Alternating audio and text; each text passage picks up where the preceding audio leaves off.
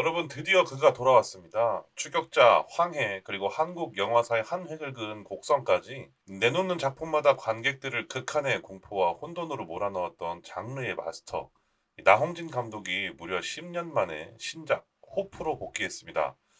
현재 프랑스 칸 영화제 현지는 그야말로 난리가 났습니다. 영화가 공개되자마자 7분간의 기립박수가 터져 나왔고 역시 나홍진이다라는 찬사와 이건 너무 나갔다라는 호평이 동시에 쏟아지면서 올해 칸 영화제에서 가장 뜨거운 감자로 떠올랐거든요. 약 700억 원이라는 천문학적인 제작비, 그리고 황정민, 조인성, 정우현에 이어 할리우드 톱스타 마이클 패스벤더와 알리시아 비칸데르까지 합세한 이 거대한 프로젝트, 도대체 어떤 내용이길래 전 세계 평단이 이토록 들끓고 있는 걸까요?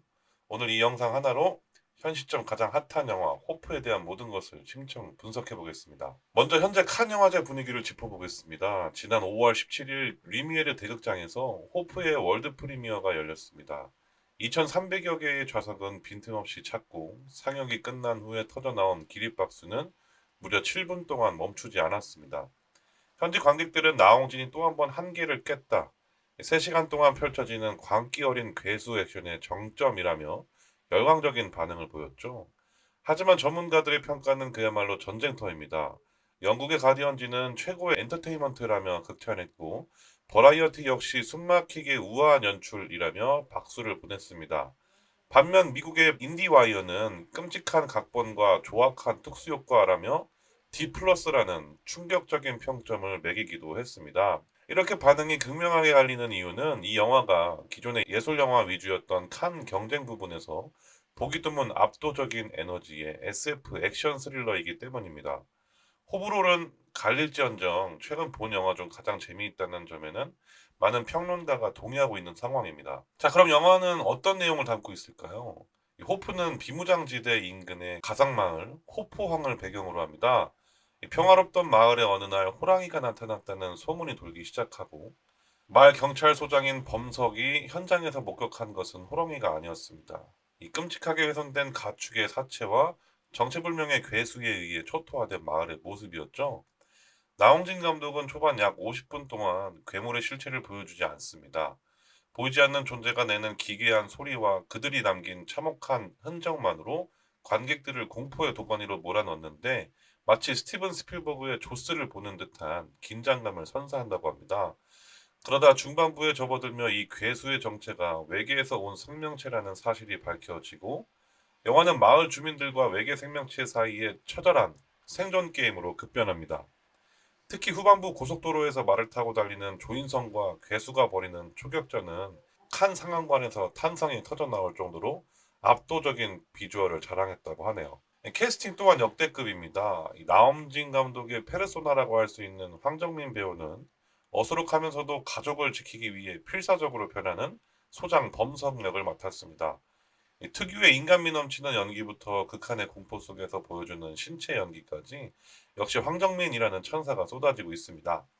여기에 무빙으로 제2의 전성기를 맞이한 조인성 배우가 뛰어난 사냥 실력을 갖춘 청년 성기 역을 맡아 강렬한 액션을 선보이고, 오징어 게임의 정호연 배우가 정의감 넘치는 신입 경찰 성의 역으로 활력을 불어넣습니다.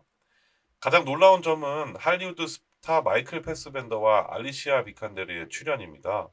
놀랍게도 이들은 영화 내내 얼굴을 드러내지 않습니다. 전적으로 모션 캡처 기술을 이용해 외계인 역할을 수행했으며, 대사 또한 인간의 언어가 아닌 100% 가상의 외계어로만 연기했다고 하네요. 실제 부부인 두 사람이 나홍진 감독의 세계관 안에서 외계인으로 분해 보여주는 이질적이고도 강렬한 에너지가 이 영화의 핵심 관전 포인트 중 하나입니다. 하지만 빛이 있으면 그림자도 있는 법이죠. 현재 가장 뜨거운 논쟁거리는 바로 시각 특수효과, 즉 CG의 완성도입니다.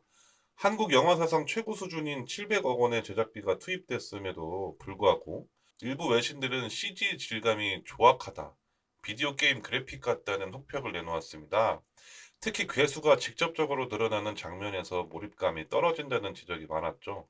이에 대해 나홍진 감독은 칸 현지 인터뷰에서 솔직한 답변을 내놓았습니다. 아직 영화가 100% 완성된 상태가 아니다라고 말이죠. 칸 영화제 상영을 위해 작업을 서두른 면이 있으며, 국내 개봉 전까지 후반 작업을 통해 CG 퀄리티를 대폭 끌어올릴 것이라고 약속했습니다. 반면 이러한 이질적인 그래픽이 오히려 나홍진 특유의 그로테스크한 미학과 잘 어우러진다는 그런 긍정적인 해석도 존재합니다. 실제 관람객들 사이에서도 CG는 아쉽지만 연출의 힘이 모든 것을 압도한다는 반응이 주를 이루고 있습니다. 나홍진 감독은 전작 곡성이 초자연적이고 종교적이었다면 이번 호프는 그 범위를 우주로 확장했다고 설명합니다. 그는 왜 세상에 폭력과 범죄가 끊이지 않는가에 대한 고민을 하다가 인간 안에서 답을 찾지 못해 시선을 우주로 돌렸다고 합니다. 흥미로운 점은 감독 스스로 이 영화를 착한 영화라고 부른다는 것입니다. 전작들처럼 절대적인 악인이 등장해 파멸로 이끄는 것이 아니라 인간과 외계인 모두 각자의 명분을 가지고 행동하기 때문입니다. 서로의 사정을 모르는 두 존재가 우연히 마주치고 서로를 오해하며 벌어지는 비극적인 사투. 결국 호프라는 제목은 이 비극 속에서도 인간이 갈구하는 희망인 동시에 결코 닿을 수 없는 역설적인 의미를 담고 있는 셈입니다.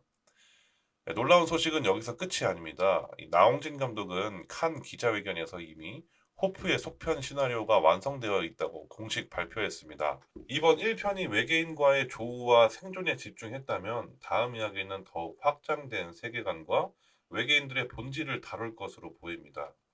마이클 패스벤더와 알리시아 비칸데르 역시 속편에서 더 중요한 역할을 맡을 가능성이 큽니다.